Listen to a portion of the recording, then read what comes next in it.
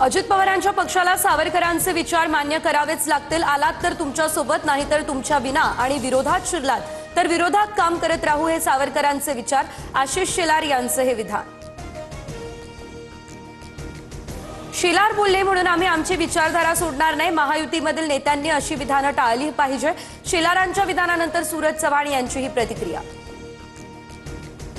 काँग्रेस अजूनही विलासराव देशमुखांच्या नावावर मतं मागते, म्हणून लातूरमधून विलासरावांच्या आठवणी पुसल्या जातील असं विधान केलं। भावना दुखावल्या असल्यास दिलगिरी व्यक्त करतो, रवींद्र चव्हाण यांच्याकडून स्पष्ट।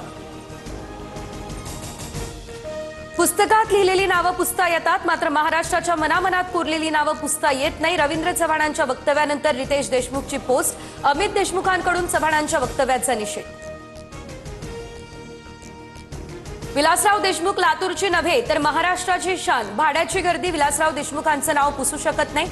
रवींद्र चव्हाणांच्या वक्तव्यानंतर सूरज चव्हाण यांचं हे ट्विट। बिनविरोध वॉर्डामध्ये निवडणूक नाहीच, एकच उमेदवार असल्यास नोटाची तरतूद नाही। नोटा हा उमेदवार नाही, उमेदवारांना नाकारण्याचा पर्याय। राज्य निवडणूक आयोगातील सूत्रांची ही माहिती। निवडणूक आयोग सत्ताधाऱ्यांचा एजंट, आयोगाचा बिनविरोधाचा कारखाना देशासाठी धोकादायक। विधानसभा अध्यक्षांच्या दहशतीमुळे इतरांचे अर्ज घेतले नाही, संजय राऊतांचा आरोप।